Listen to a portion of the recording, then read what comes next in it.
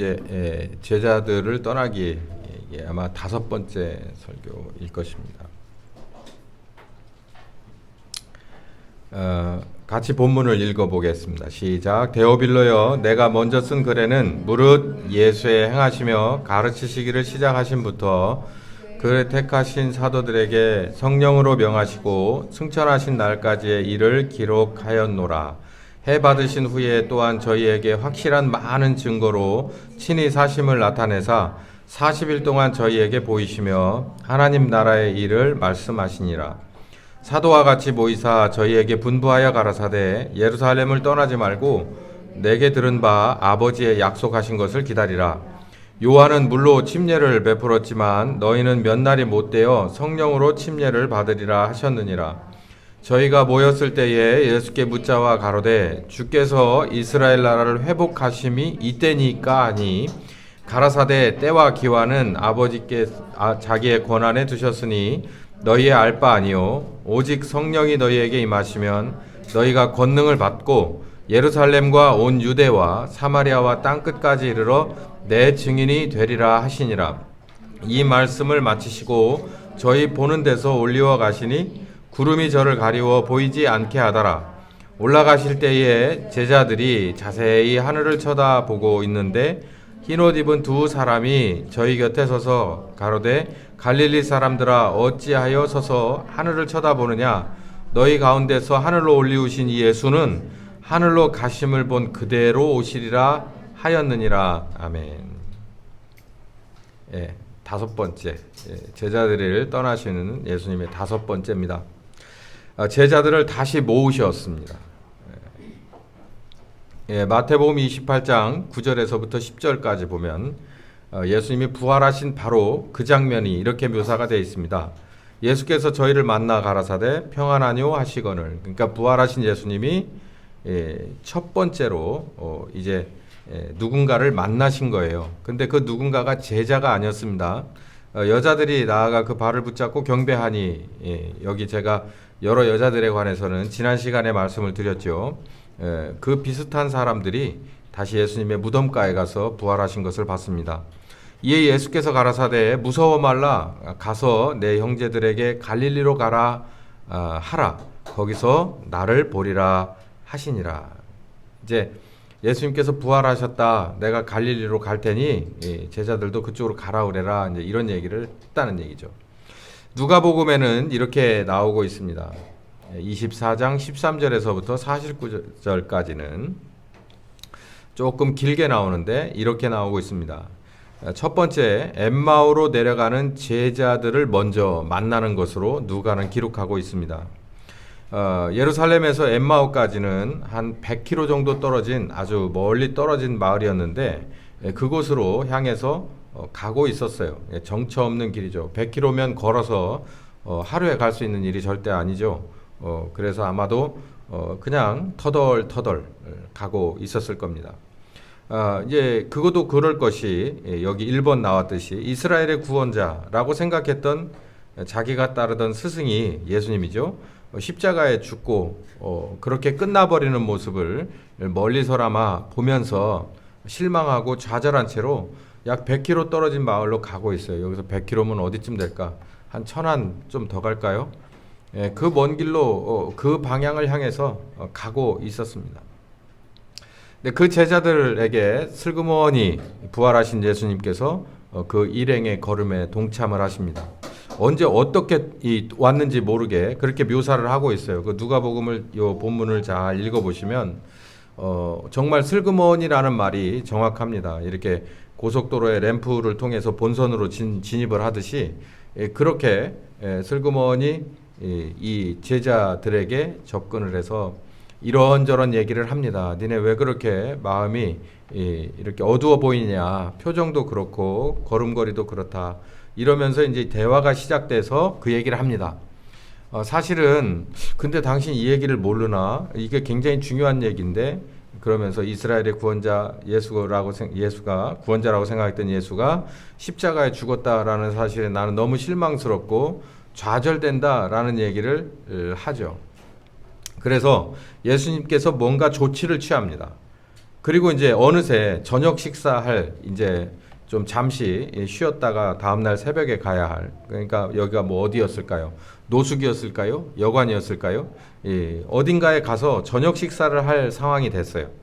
그래서 저녁 식사를 같이, 유대인의 식사 습관은 또 이 식사의 예절은 서로 같이 이 떡을 나누는 그런 예절이 있습니다. 그래서 떡을 나누어 주고 잔을 들고 하는 이런 장면이 거기에서 펼쳐지는 거예요. 그러니까 어떻게 보면 특별할 거 없는 저녁 시간이 된 거죠. 근데 제자들이 그때 가서 이제 눈이 떠집니다. 아, 이거 내가 어딘가에서 이렇게 자주 경험했던 바로 그 장면인데 라고 해서 눈이 딱 떠지죠. 그러면서 주변을 두리번거리고서 이제 같이 동행하고 식사 자리에까지 왔던 부활하신 예수님이 안 계신 것을 발견하죠. 영화 같은 얘기입니다. 이런 얘기가 있고요. 연결돼서 이 제자들이 이제 예루살렘으로 열심히 돌아와서 사실상 숨어 있는 제자들에게 같이 합류를 해서 11명의 제자가 되었을 때, 그 엠마오로 내려가던 뒤떨어진 두 제자가 다시 비록 숨어 있지만 예루살렘을 떠나지 않은 제자들에게 열심히 달려와서 그 모임에 동참을 했을 때 예수님께서 그 자리에 나타나셔요. 그 자리에 나타나시는데, 그 자리에 나타나셔서 제자들에게 무엇을 증거하시냐면, 첫 번째는 내가 영이 아니다라는 것을 증명해요. 그러니까 여기 이제 제가 고스트라는 표현을 썼는데, 하나님은 영이시다라고 할 때 그 영과 여기서 얘기하는 영은 좀 다른 영입니다. 우리가 소위 말하는 귀신이죠. 귀신은 실체가 없잖아요. 그냥 형상만 있을 뿐이지 그 안에 아무것도 없어요. 그래서 예수님이 그걸 설명을 하는데, 나는 형상만 있는 그림자가 아니고 진짜 뼈가 있고 살이 있어. 이거 봐. 내가 여기 못 박혔던 자국이고 여기 창을 맞은 자국이 여기 있잖아. 더 보여줄까? 그러면서 너희들이 먹던 음식이 있냐? 그래서 생선을 같이 드시죠. 이거 굉장히 중요한 장면입니다. 여기서 우리가 참 많이 묵상에 들어가면 여러분 참 재밌는 일이 많이 있어요. 우리의 부활이 어떻게 될 거냐라는 것을 알 수가 있어요. 우리가 가진 뼈가 있고 살이 있는 그대로 부활하는 거예요. 그대로 부활해서 여기 보니까 예수님은 심지어 생선 한 토막을 맛있게 드시기도 했습니다. 그런 상태로 다시 살아난다는 거예요. 여기서 묵상에 들어가시면 정말 신기하고 놀라운 일들이 많이 있을 겁니다. 두 번째는 바로 엠마오로 내려가는 제자들에게도 하셨던 일을 똑같이 예루살렘의 숨은 11명이 모인 그 자리에서도 하셨는데, 그게 뭐냐면 모세와 선지자들 그리고 시편에 기록된 말씀이 곧 이런 거다라고 하는 것을 다시 한번 리바이벌 가르쳐 주십니다. 근데 신기하게도 엠마오로 내려가는 제자들도 그랬고 여기 11명의 제자들도 그렇고 누가가 뭐라고 표현하냐면 마음을 열어서 깨달았다라는 거예요. 그러니까 그 전에도 구약에 관한 얘기를 예수님께서 입만 열면 하셨죠. 입만 열면 하셨는데 그때하고는 전혀 다르다는 얘기예요. 그 예수님이 부활하셔서 만났을 때 이렇게 표현하는 거예요. 마음을 열어. 예수님께서 그들의 마음을 열어서 깨닫게 하셨다는 거죠. 저는 이렇게 설명드리고 싶습니다. 그 전까지는 제자들이 거듭나질 못했어요. 그러니까 영이신 하나님의 아들과 몸을 입으셨지만 영이신 하나님의 그 아들과 더불어서 교감할 수가 없었던 거예요. 이게 적절한 비유이기를 바라는데요. 곁길로 나가지 마십시오. 어렸을 때나 뭐 요즘도요. 혹시 구슬하는 걸 보셨나요? 구슬하는 걸 가만히 보십시오. 한 번쯤은 가서 보시길 바랍니다. 뭐 이런 거 꿈꾸지 마시고, 여기 예수 믿는 사람이 있어서 점괘가 안 나오네, 뭐 이런 거. 그럼 뭐 점괘 막 나오고 작두 타면은 나는 신자로서의 뭔가 밝은 빛이 안 나오나? 뭐 이런 거 그쪽으로 가지 마시고, 뭔가 이렇게 다큐멘터리나 이런 거나 아니면 주변에 만약에 있거나 하면 가서 유심히 보십시오. 그러면 뭐가 이렇게 특별한 게 보이냐면 서서히 클라이막스를 향해서 갑니다. 예, 그 클라이막스, 절정이라고 하는 데가 뭐냐면 영적인 교감이에요. 만약에 그 무당을 초청한 사람이 그 무당만큼 영성이 있었다면 그 사람을 초청할 필요가 있을까요? 없죠. 본인이 하면 되죠. 시골에서 이렇게 뭘 떠놓고 이렇게 하듯이, 근데 그거 가지고 안 되니까 부르는 거잖아요. 그것처럼 이 아주 절정을 향해서 갑니다. 그래서 막 이런 거 저런 거 보여주죠. 뭐 작두도 타고 뭐 어쩌고 저쩌고 뭐 칼춤도 막 추고 막 공중부양하고 이런 것도 막 보여주고 그러잖아요. 그것처럼 영적인 교감이 있어지는 거예요. 근데 그건 하나님 쪽이 아니라고 우리는 확신하잖아요. 그러니까 영은 두 질입니다. 똑같이 하나님의 영이든지 아니면 그냥 토탈 다른 쪽 영이든지. 근데 제자들은 하나님과 교감할 수 있는 영적인 준비가 안 돼 있어요. 하나님 쪽의 이 성령님하고 더불어 교감할 수 있는 건 언제 열리냐면 십자가에 우리를 위해서 대신 죽으신 그 거룩하신 보혈의 공로가, 대속의 공로가 완료되고, 그리고 우리가 그 복음을 믿을 때, 그때 거듭나는 거예요. 회개가 막 터져 나오고 우리가 거듭나는 겁니다. 어린아이가 뱃속에서 나와서 막 울고 거친 숨을 몰아쉬는 것처럼 우리의 영이 새롭게 거듭나는 거예요. 그래야 성령님과 교감할 수 있는 겁니다. 근데 여기 이 대목을 볼 때 제자들이 거듭난 거예요. 깨닫게 됐다는 얘기죠. 도대체 이 말씀을 깨달아 알 수가 없다. 더 나아가서 성령님과 교감할 수 없다는 건 둘 중에 하나입니다. 하나는 아예 거듭나지 못해서 그건 구조적인 문제예요. 아직 미성년자이기 때문에 결혼할 수 없고 이제 자식을 갖거나 낳을 수 없는 그런 상태죠. 그거는 뭐 구조적인 문제이기 때문에 아무리 얘기해봐야 의미가 없는 얘기고, 거듭났음에도 불구하고 교감이 안 된다라고 하는 얘기는 이제는 방법이 없죠. 이제 그래서 이 제자들에게 요구하는 게 딱 한 가지잖아요. 예루살렘을 떠나지 말고 약속하신 바그 성령을 기다려. 안 그러면은 소위 말해서 니네들 신앙생활 나가리니까. 아무 의미 없는 거니까. 신약은 성령님과의 교감이에요. 성령님과의 교감으로 인해서 그 성령님이 내게 완전히 핵 배터리가 돼가지고 언제든지 영적인 충만함을 채워주셔서 빛과 소금의 길을 가는데 전혀 문제없이. 여러분 기억하세요? 엘리야가 40주 40야래요. 그러니까 뭐 정말 잠 안 자고 40일 동안 막 달려갔는지 모르겠는데 하나님의 산 호렙에 이르기까지 뭔가를 먹여주잖아요, 천사가. 그거하고 똑같은 그런 겁니다. 우리들 사는 데 있어서 여러분 신앙생활에 이렇게 막 푹 꺼지는 슬럼프가 오는 건 아직도 성령님과의 관계가 원활하지 않기 때문이에요. 이 많은 것들을 여기서 우리는 알 수 있죠. 교감할 수 없었던 사람들이 이제 비로소 교감할 수 있는 장면. 그게 바로 엠마오로 내려가는 제자들에게 일어났고, 여기 11명의 제자들에게 똑같이 일어난 것을 우리는 볼 수가 있습니다. 요한복음에는 이런 내용들이 나오는데, 요한복음 20장 19절에서 30절 제가 두 부분으로 나눴어요. 제자들을 모으신 예수님이 요한복음에 이렇게 기록되어 있단 말이에요. 크게 두 부분으로. 첫 번째 부분은 일단 두려워 숨었던 제자들을 찾아갑니다. 그래서 똑같은 일을 해요. 내가 몸의 부활을 이루었다.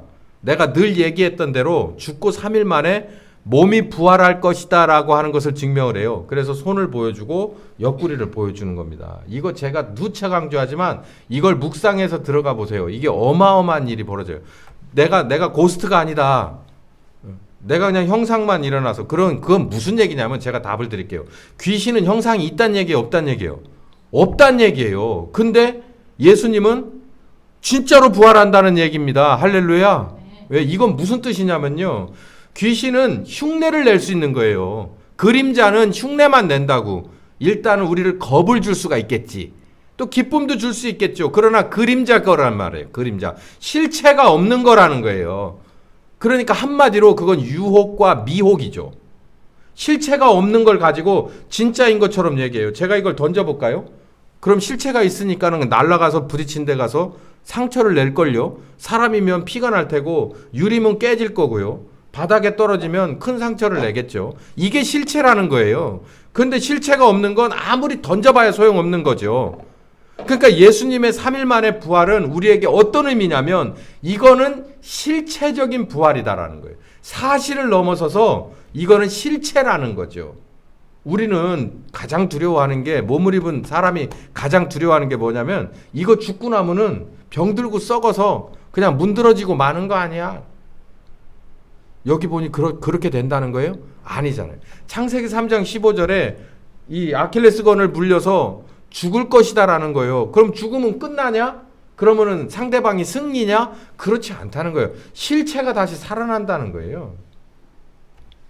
이건 굉장히 상징적인 얘기고 전체적인 테마입니다. 신자는요, 예수님께서 부활하셨다는 그 사건 자체로 우리는 실패할 수 없는 거예요. 썩어질 수 없는, 성경은 이렇게 표현하잖아요. 썩어진다. 썩어지면 끝난 것을 말하는 거예요.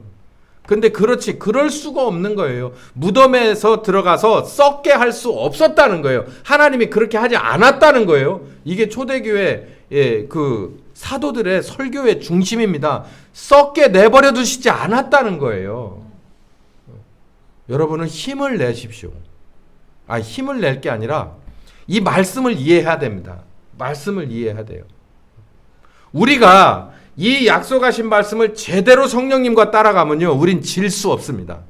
절대로 질 수 없어요. 이 인류의 역사 가운데 하나님이 함께 하셨던 바로 신자들과 교회들의 역사를 보면 빛과 소금으로서 지금도 면면하게 우리들 가운데서 회자되기도 하고, 우리들 가운데 비록 회자되진 않지만 큰 영향력을 끼친 신자들과 교회가 얼마나 많습니까? 아마 우리 주님의 나라에 쭉 서 계실 거예요. 절대 지지 않습니다. 절대요, 사라지지 않아요. 실체란 말이에요. 부활하신 것, 실체가 부활하신 것을 증명하셨다. 실체가 아닌 것 가지고 일희일비하지 마시고 두려워하지 마십시오. 여기 진짜가 있잖아요. 실체가. 두 번째, 정말 받아들이기 어려운 얘기를 합니다. 이 제자들이, 제가 여기 주제를 이렇게 썼잖아요.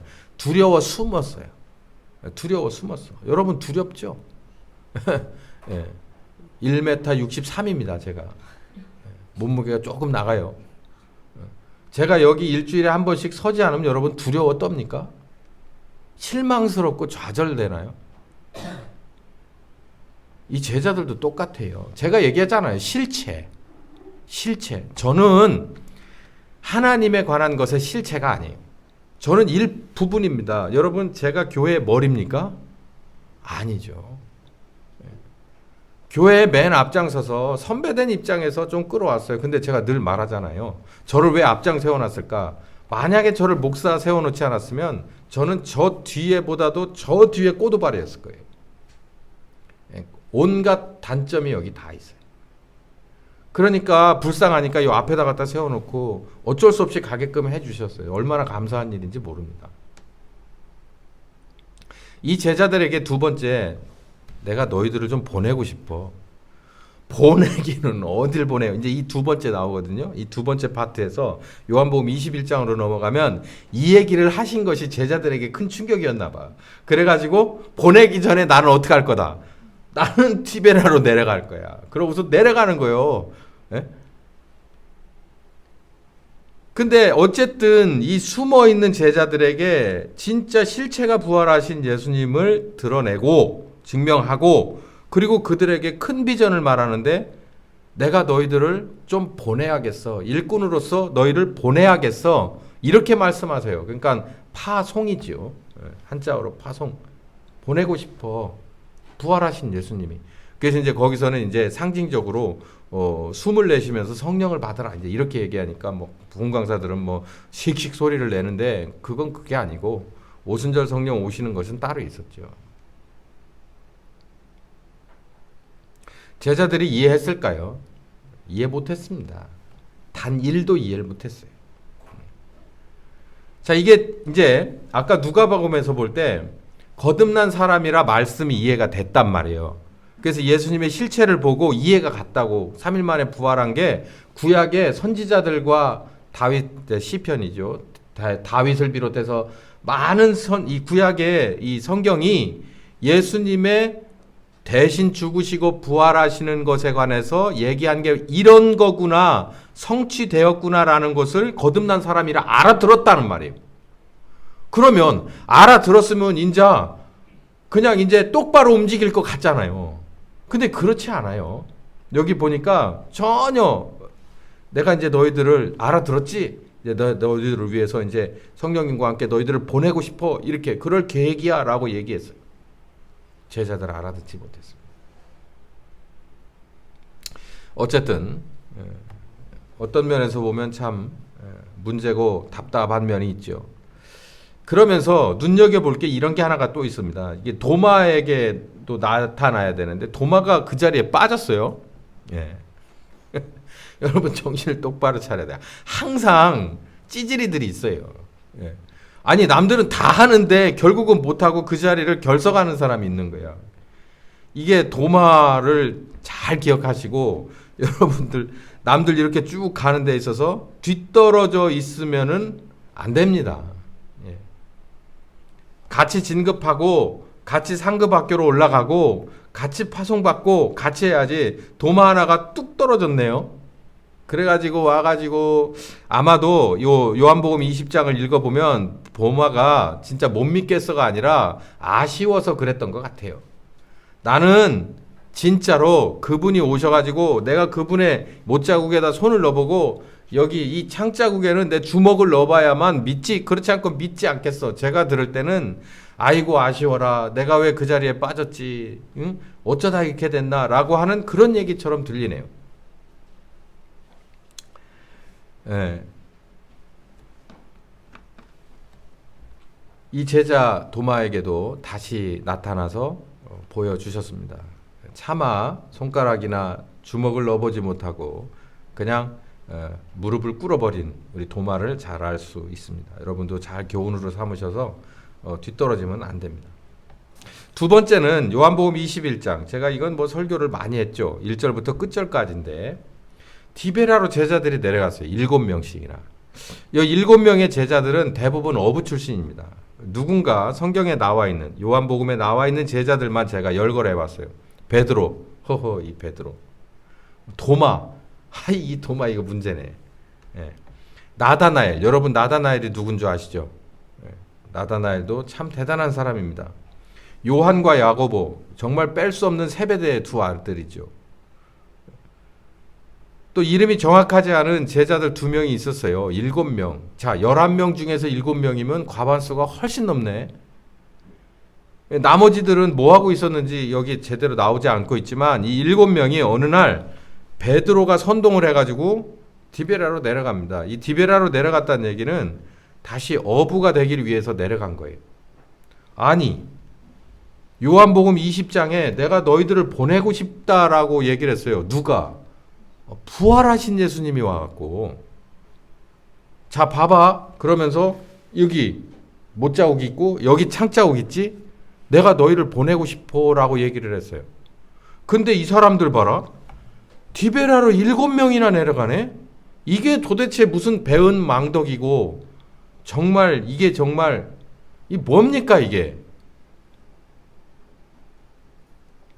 네, 제가 오늘 말씀의 소제목이 뭐냐면 제자들을 다시 모으셨다는 거잖아요. 참 예수님은 정말 대단하세요. 어쨌든 이 제자들을 디베레아까지 쫓아 내려가십니다. 엠마오까지 그땐 처음이니까 그랬다고 치고 알 것 다 알고 깨달을 것 다 깨달았는데 이들이 이렇게 또 나왔네. 그 디베레아까지 다시 또 가요. 이게 왜 이렇게 됐는지를 제가 오늘 설교에서 여러분 명백하게 밝혀드리겠습니다. 여기에서 153의 기적, 저기 그 농수산물 시장에 가면은 그 옆에 같이 그 축산물 시장도 있죠. 전 별로 가고 싶지 않지만 거기에 가면 지금도 아마 있을 거예요. 153이라고 하는 그 간판을 다신 분이 있는데 그분이 교회를 다니시는 분이라고 하네요. 그 153. 여러분이 가진 모나미에도 153. 그 153입니다, 이게. 153마리를 잡았지만 그물이 찢어지지 않은 그 베드로가 봤던 두 번째 기적이죠. 이걸 또 뭐 온갖 걸로 상상을 해요. 153의 축복이라고 얘기를. 전 축복같이 안 보이는데. 좋게 말하면 베드로를 다시 한번 깨우는 기적이죠. 깨우는 153이에요. 베드로에게 이 153은 무엇이었을까요? 처음 예수님을 만났을 때 그물이 막 터져서 찢어진 그 어마어마한 기적을 다시 한번 깨닫게 하는 거 아니었을까요? 그러니까 153마리를 잡혔다는 거, 밤새도록 아무것도 못 잡았는데 또 잡았다. 153이 축복이. 이건 진짜 귀신적이고 마귀적이지 않습니까? 어떻게 해석이 그렇게 갈까요? 베드로에게 있어서 153의 기적은 정말 죄송스러운 자각입니다. 어쨌든 정말 젠틀하지 않으십니까? 저 같으면 참 그러니까 작은 사람은 생각하는 것도 작아요. 하나님은 전 우주적인 광활하신 분이라 이렇게 젠틀하신데 저 같으면 이렇게 했을 거예요. 야, 이 새끼. 마음대로 해, 자식아. 멋대로 하라고. 근데 정말 이런 교양이 없어요. 베드로를 다시 한번 정신 차리게 할 수 있는 가장 좋은 방법이 뭘까 고민하고, 그리고 똑같은 상황을 그 자리에서 연출을 해주시는 거예요. 이들이 언제 정신을 차리냐면 베드로가 조금 먼저 차립니다. 이 장면에 볼 때, 자, 먼데 가서 던져봐. 그물 던지니까 잡혀요. 그러니까 베드로가 눈치를 채요. 베드로가 아무래도 좀 앞선 사람은 맞습니다. 그리고 나서 다른 제자들이 정신을 똑바로 차린 게 어디냐면은 고기를 잡아가지고 예수님께 나와봤더니 그 시장한 그 아침에 그 새벽부터 나가서 고기를 잡고 밤새도록 못 잡고 허탕치다가 막판에 좀 건져가지고 오면서 제자들이 이제 배가 고팠을 거 아니에요. 근데 이미 이 숯불에 구운 떡과 생선이 있었다는 거예요. 그걸 먹으면서 생각한 거예요. 아, 이 양반 예수님이구나.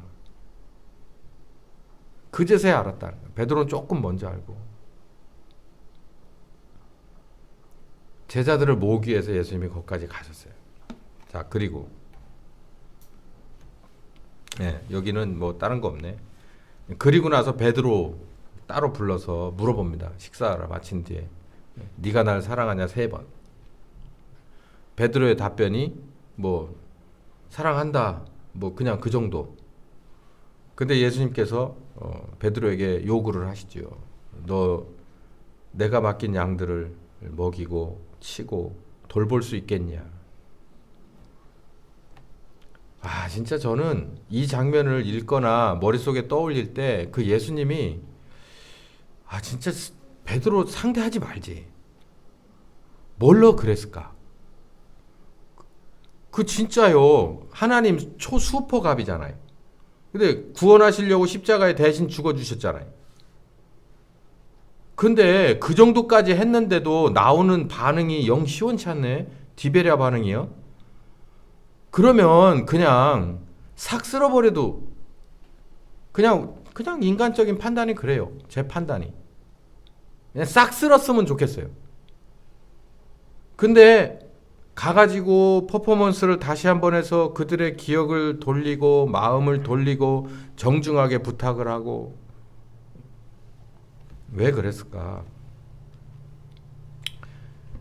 제자들이 이 예수님을 두고 도망친 이유가 먼저 있었습니다. 여기서부터 잘 이해를 하시기 바래요.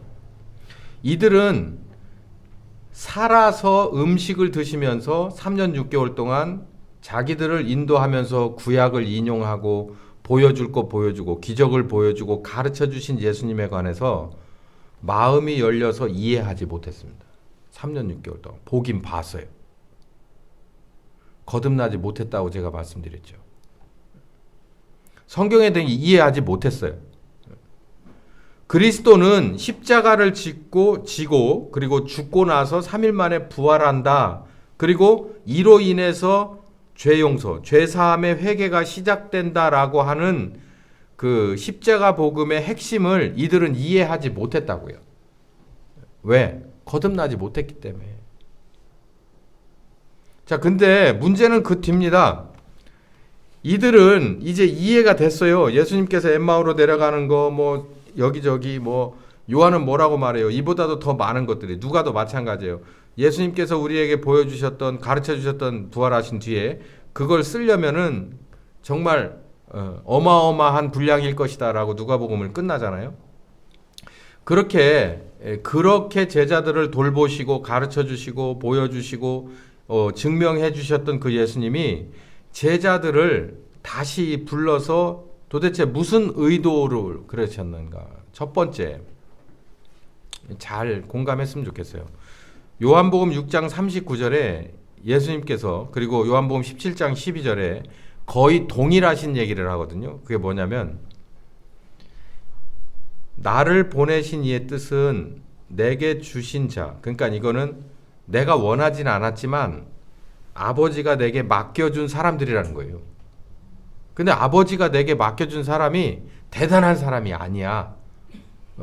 인간적인 스펙이나 감성적인 스펙이 별로 대단하지 못한 변변치 않은 미다리들이에요. 미다리. 근데 이 사람들에 대해서 나는 잃어버리지 않을 것이다. 나는 마지막 날에 다시 살릴 수 있을 만한 사람으로 끝까지 돌볼 것이다. 이게 바로 내 일이다 라고 얘기를 했어요. 그렇기 때문에 제자들을 다시 찾아갈 수밖에 없었던 거예요. 여기에서 작게는 저와 하나님이 완벽하게 다른 이유, 그러니까 그분은 창조주시고 나의 하나님이시고 나는 죄인인 이유가 여기 드러나는 거예요. 제가 아까 얘기했잖아요. 객관적이란 얘기했지만 정말 제 주관적인 바는 전 제자들 안 찾아갑니다. 야, 니네는 앞으로의 일을 감당할 수 없겠구나. 그래서 그냥 젠틀하게 그냥 떨어지면 그만이에요. 근데 예수님은 진짜 나의 하나님이에요. 그러니까 제가 가끔 이렇게 한다니까요. 하나님, 당신은 진짜 하나님이 맞습니다. 제가 도대체 이해가지 않고 품을 수가 없어요. 그럴 때 제가 고백을 해요. 당신은 나의 하나님이 맞습니다. 나는 당신이 만들었지만 그냥 요만한 피조물에 불과합니다라고 고백할 수밖에. 여기가 그거예요. 아버지가 맡겨줬다고 해도 애들에게 한번 실험을 한번 해보세요. 예를 들어서 자동차를 하나 줘봅시다. 자동차를 내일 모레 폐차할 차를 줘보세요. 그러면 그 성장한 아들이 뭐라 그럴까요? 한번 조금 타다가 차가 가다가 한번 쓰잖아요. 그러면은 두 번, 세 번 볼 것도 없이 뭐 할까? 이거 아버지가 맡긴 차니까 가가지고 엔진도 고치고 트랜스미션도 고치고 배터리도 고치고 배선도 없으면은 맞추어서라도 고쳐서라도 타야지. 이렇게 된 아들이 어디 있어요? 만약에 제 아들이 제가 만약에 나이 먹다 먹고 이거 아빠가 30년 탄 차인데 내가 이걸 물려줄 테니까 너도 잘 보존해라 그러면은요 뭐라 그럴까요? 예. 이러고 쳐다보고 아무 말도 안 하고 그냥 착하니까. 똑같아요. 그걸 받아서 최선을 다해서 고치고 돌봐서 다시 멀쩡한 모습으로 꺼내놓겠다는 거예요. 이게 하나님입니다. 두 번째는 제자들을요 사도로 파송하겠다. 이거는 성령님과, 그러니까 영이신 하나님이죠. 하나님과 더불어서 주종의 관계가 아니라 파트너십을 갖겠다는 거예요. 동업자. 야, 이건 정말 더 심각한 얘기네. 예, 한 30년 된 차를 가져다 고치기도 힘든데 이걸 타고 내가 서울과 부산을 왕복하며 복음을 전하겠다 이 말이에요. 예수님이 그 얘기를 한 겁니다. 다 병들고 늙어가지고 이 말이 사람을 태운다는 건 그만두고 내가 어쩌면 수레에다가 끌고 가야 될지도 모르지만 내가 이 말을, 병든 말을 고치고 부러진 걸 다시 세워서 내가 서울부터 부산까지, 아니 예루살렘과 유다와 사마리아와 땅끝까지 이르러 이 세상 끝까지 내가 이 말을 타고 이 차를 타고 복음을 증거할 것이야 라고 하는 얘기하고 똑같다니까요. 생각보다 세상에는 잘 달리는 신형차들이 많습니다. 건강한 말들이 많아요. 근데 내가 꼭 이걸 쓰겠다는 거예요. 그게 누굴까요? 베드로 아닙니까? 요한복음 21장에 베드로 아닙니까? 아이고 나는 못해요 안 하겠습니다라고 하는 베드로를 그냥 가서 다시 한번 일깨워주고 불러다 놓고 조용히 부탁하는 거예요. 야 내가 물어볼 테니까 이렇게 안 했다고요. 성경을 잘 읽어보세요. 베드로야 내가 너한테 물어볼 게 좀 있는데 베드로가 헉 했겠죠. 물어보세요. 야 근데 이 사람들보다 네가 좀 특별하게 나를 사랑하는 게 있긴 있지. 좀 돈 좀 빌려달라고 할 때 저는 그렇게 보입니다. 베드로한테 그럴 일이 아니잖아요. 떳떳한 하나님의 뜻을 다 이루었어요. 십자가에서 너 이거 안 하면 죽는다잉? 이렇게 얘기할 수 있단 말이에요. 근데 뭐라 그러냐면 디베랴까지 피신 내려오고 도망갔어요. 여기에 제가 포함된다니까요. 좋은 부모 밑에서 신학교를 86년도에 들어갔어요. 반장학금이지만 장학금도 받았어요. 교직원 자녀 장학금. 공부 잘해서가 아니고. 예. 근데도 싫은 거예요. 몰라서. 근데 알고서도 별로. 그러니까 막 억지로 떠맡기더라고. 나중에는 이거 안 하겠다니까요. 억지로 떠맡겨주는 거예요.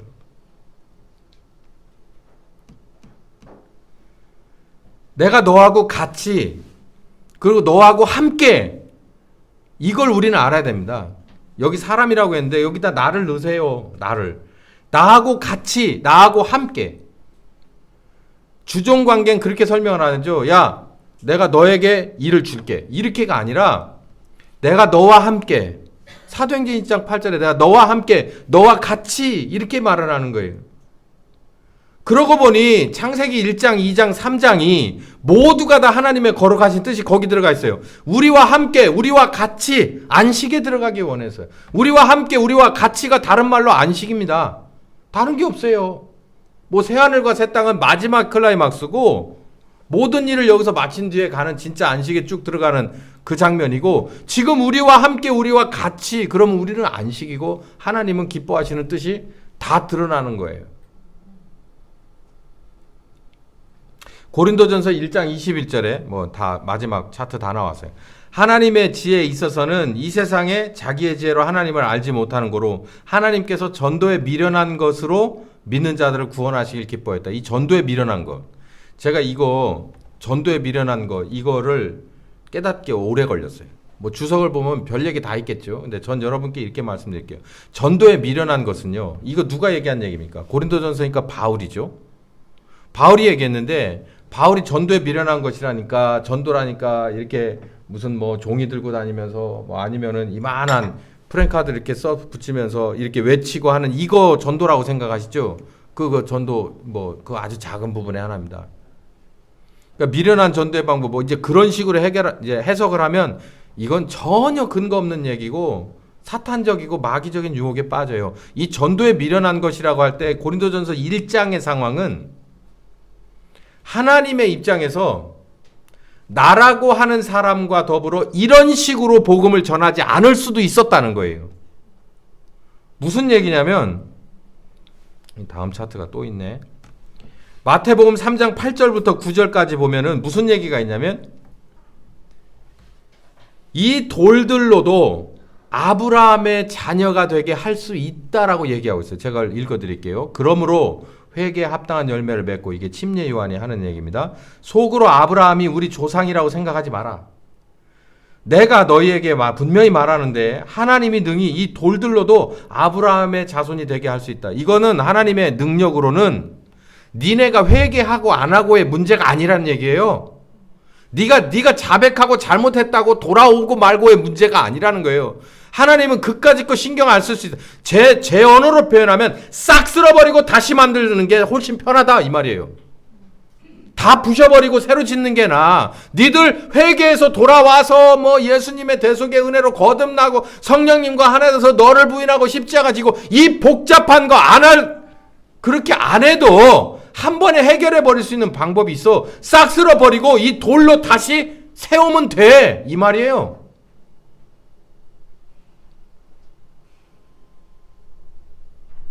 이사야 59장 1절에 이런 말씀입니다. 여호와의 손이 짧아서 구원하지 못하는 게 아니다. 귀가 둔하여서 듣지 못하는 것도 아니다. 이 전도에 미련한 방법으로, 그러니까 바울이 말하는 대로 나라고 하는 사람 하나를 사울 시절에 만나서 돌이켜서 바울로 만들어서 안디옥 교회에 있다가 또 거기서 떨어져 나오게 해가지고 전도 여행을 다니면서 너희들에게까지 이렇게 와서 복음을 전하고 뒤통수 맞고 다시 이렇게 편지게 쓰게 하는 이 복잡하고 한심한 방법, 그걸 말하는 거예요. 그 전도에 미련한 방법이라는 거예요. 그렇게 안 해도 돼. 하나님 입장에서 싹 쓸어버리고 다시 세우는 게 편해. 이 말이에요.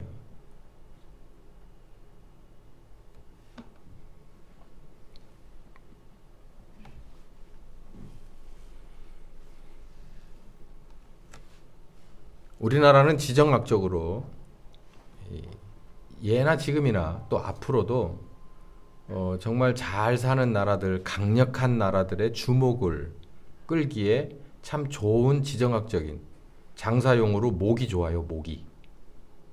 동북아에서 우리나라처럼 목이 좋은 데가 없죠.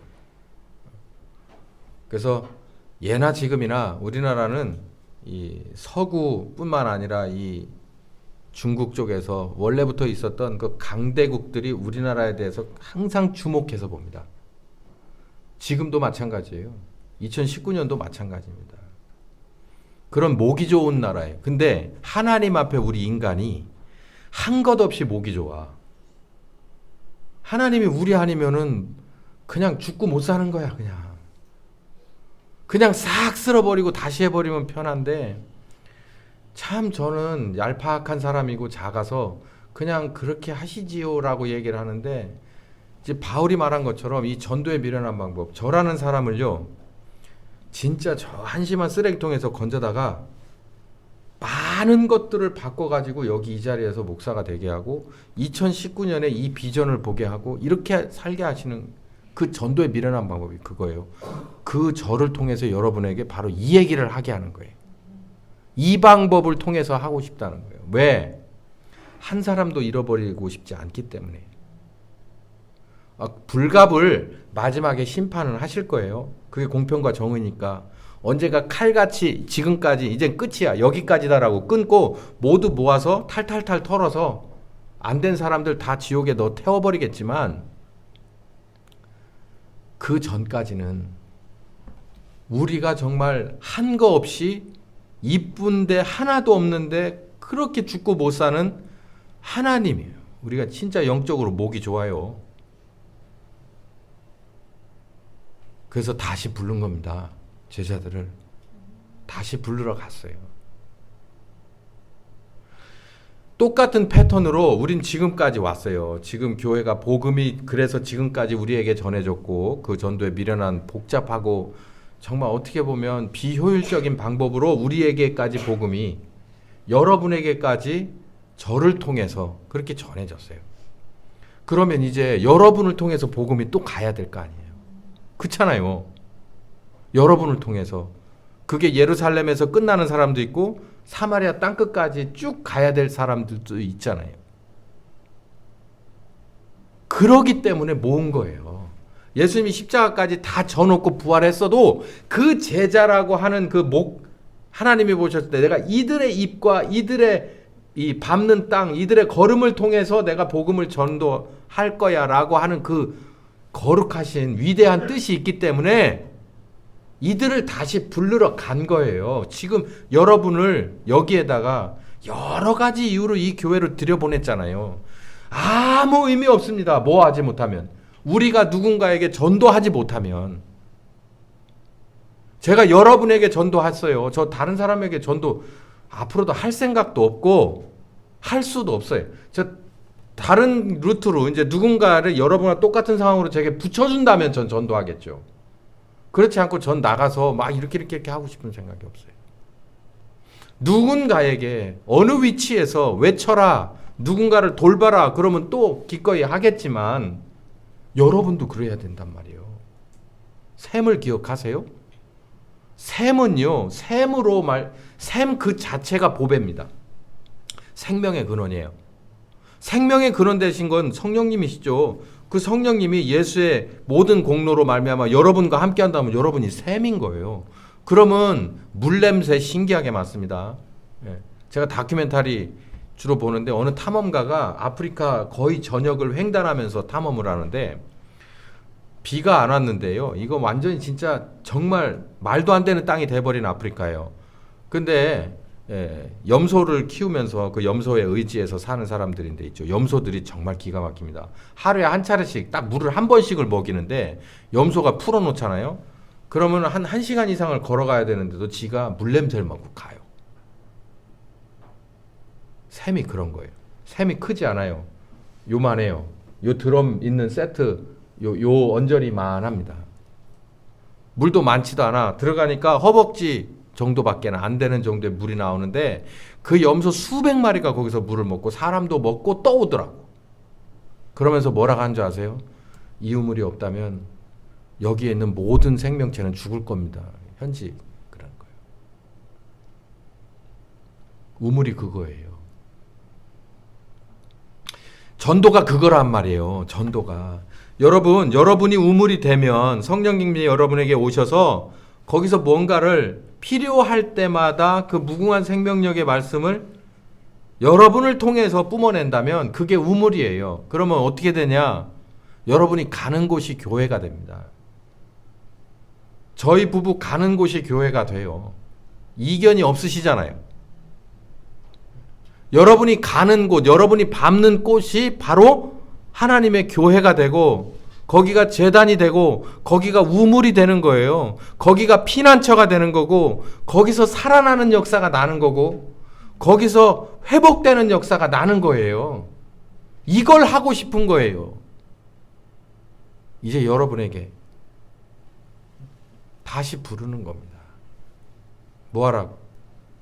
예루살렘을 떠나지 말고. 예루살렘을 안 떠나고 남아있다고 그래도 약속하신 성령을 안 기다리고 그냥 타성에 젖어 있으면 아무 의미 없겠죠. 제가 지난 금요일 날 이 말씀을 드렸죠. 여러분 기도하실 때 말 많이 안 해도 됩니다.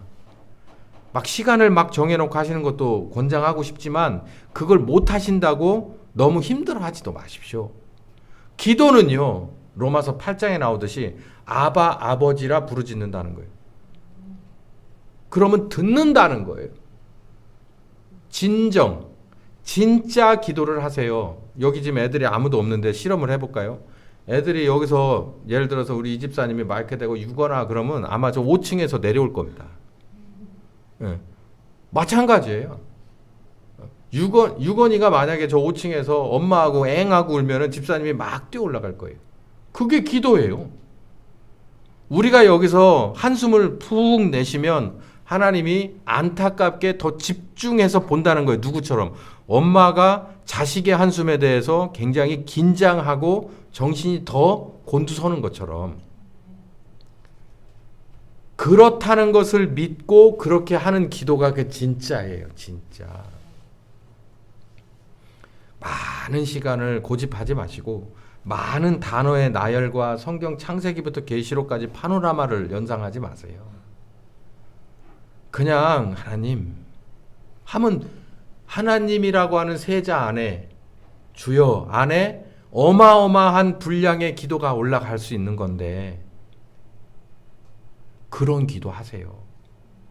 그런 기도. 그러면서 약속하신 성령 물 냄새 맡아가면서 가서 여기에 물이 없다면 나는 죽는다라고 하는 심정으로 그 염소들이 올라가는 거예요. 그 산을. 산 위에 있더라고. 막 이렇게 산을 올라가. 신기하대. 산 위에 물이 있대. 가서 그 물을 보면 막 염소들이 좋아합니다. 약속하신 성령님을 바라는 목마른 사슴, 목마른 염소 알겠더라고요. 목마른 염소는 얼마나 힘들고 고통스럽고 막 그냥 이리 뛰고 저리 뛸지를. 여러분도 그렇게 하고 있으라는 거예요. 예수님이 마지막으로 갈 때. 예. 굳이 제 얘기를 하지 않더라도 저도 한 3개월 그랬습니다. 한 3개월. 정말요. 먹어도 뱃속에서 아무런 의미가 없고 한 3개월 그랬어요. 돌아다녀도 내가 여기가 어딘가 하고 다시 쳐다봐야지 보이지 내 정신으로 내가 살지 않았어요. 한 3개월 동안. 그렇게 물 찾아 다녔습니다. 만약에 제가 제 가정만 있었다면 그렇게 물을 찾지 않았을 거예요. 약속하신 성령님에 관해서 고민하지 않았을 거라고요. 제 가족만 있었으면. 왜냐하면 그냥 이 정도면 아빠의 권위로, 남편의 권위로 이 정도면 그냥 비유 맞추고 살 수 있으니까. 근데 그 당시에 저에게 여러 명의 성도들이 있었어요. 아, 이건 정말 안 되는 거야. 매일 주일날 예배를 드려야 되는데 이들에게 있어 성경 공부 노트 뒤적거리는 거, 이건 아닌 거야. 제 마음속에서 그건 아닌 거예요. 나는 그렇게 할 수 있어. 나는 성경 공부 노트를 보면서 내 스스로의 아주 요만큼의 물을 찾아 먹을 수 있지만 이들에겐 그렇지 않아요. 그 부담감이 저를 아주 힘들게 했어요. 너무너무 고통스럽더라고. 그래서 그랬어요. 나중에는 제가 배수진을 쳤습니다. 말씀 안 주면 못합니다. 저 그렇게 또 배웠고. 안 주시면 못합니다. 왜? 이들의 필요와 요구가 다 나와 같지 않고 다 틀립니다. 어떤 사람은 손 아파서 왔고, 어떤 사람은 발 아파서 왔고, 어떤 사람은 눈 아파서 왔고, 어떤 사람은 사실 모든 종류의 문제가 다 있는데 내가 그냥 조금 이렇게 한 거 가지고서 이 사람들을 어떻게 하겠습니까? 이들을 향해서 오늘 전해야 될 말씀을 주시지 않는다면 저는 죄송하지만 없습니다 할 수밖에 없습니다. 그게 정직한 거예요. 죄송합니다. 없습니다. 그러려고 묻지 말고, 예, 다 모였는데 우리 집사님 뭐라고 하실래요? 없습니다. 예. 제가 하나 더 안전장치 해드릴게요. 하나님의 입장에서 이렇게 모이기 어려운 사람이 이렇게나 많이 원근각지에서 왔는데 하실 말씀이 없습니다까요? 있죠. 너무 많죠. 그걸 내가 제대로 듣지 못해서 그러죠. 그러니 그냥 미쳐버리겠더라고. 분명히 말씀은 있는데 주시는데 내가 뭔가가 잘못됐다면 목욕도 해봐야 되고 거꾸로도 서봐야 되고 잠 못 자고도 계속 왔다 갔다를 해봐야 되고, 막 뭐라고 해야 돼. 좀 큰 소리로 얘기해 주시던가 글씨가 뭔가 생각나게 해주던가 해야지. 세워놨으면 보냈으면 막 이렇게 막 말도 안 되는 협박도 막 하고, 살려달라고도 하고, 목사 체면이 있지 오늘 없습니다 어떻게 얘기를 하느냐고. 예. 뭐 저도 지금 어떻게 하다가 한눈 뭐 팔아서 내 마음에 확 한번 내장부터 뒤집어지면 똑같아요. 그렇게 해서 말씀 달라고 해야 되고 싹싹 빌어야 되고. 여러분들도 똑같이 경험을 하셔야 돼요. 정말 자랑스러운 게 이런 얘기를 11시 예배 때 할 수 있다는 게 저는 목회했구나라고 하는 자부심을 느낍니다. 여러분들이 예전에 저와 처음 만났거나 한동안 만났어도 이런 얘기하면 알아들을 수가 있겠어요? 근데 이제는 우리 목사님은 그렇게 해서 그거 같구나. 그러니까 이제 벌써 저와 이제 거의 똑같아진 거죠.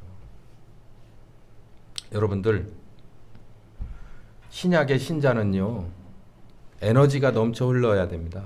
어떤 에너지가?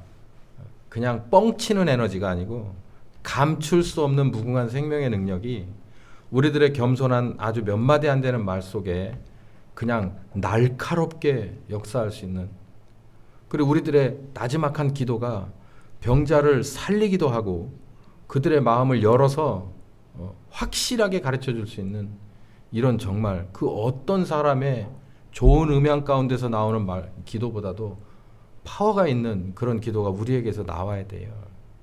누구처럼? 이 초대교회 사도들처럼. 그렇게 다 되시는 우리 성령님과 함께 하시는 동역자들 다 되시기를 예수의 이름으로 축원합니다. 귀하신 하나님,